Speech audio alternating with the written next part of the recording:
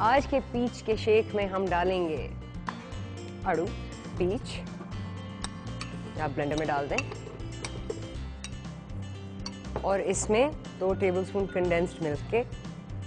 अगर आपके पास condensed milk ना हो तो आप क्रीम इस्तेमाल कर सकते हैं और चीनी ऊपर से डाल सकते हैं या गुड़। इससे मिल्क शेक का बहुत ही मज़ेदार फ्लेवर आता है। फिर आप इसमें आधा ग्लास दूध डाल दें और 2 टेबलस्पून क्रीम। फिर आप इसको अच्छी तरह ब्लेंड कर दें।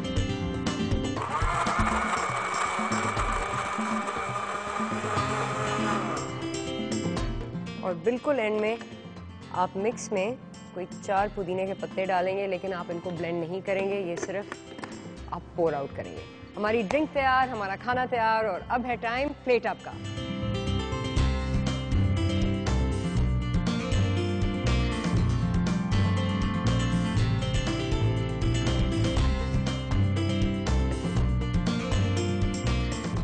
हमारा इफ्तारी मेन्यू रेडी।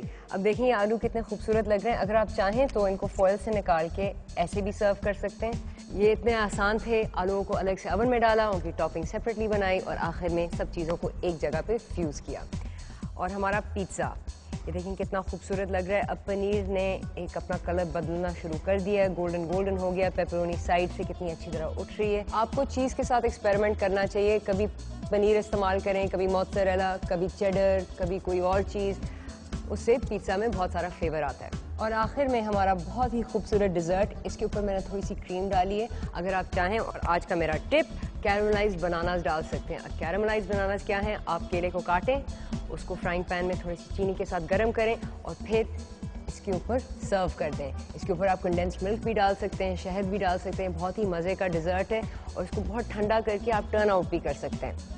और आखिर में हमारा पीच शेक, बहुत ही रिफ्रेशिंग ड्रिंक है। इसमें विटामिन सी है, दूध है, मलाई है, कंडेंस्ड मिल्क है और वो सबको पसंद आएगा। चलें जी, ये हुआ आज का मेन्यू। मैं आपको रिमाइंड कर दूं कि उस सवाल का जवाब ज़रूर भेजें और गिफ्ट हैम्पर जीतें। अब हमारी मुलाकात होगी कल। खुदा हाफिज़।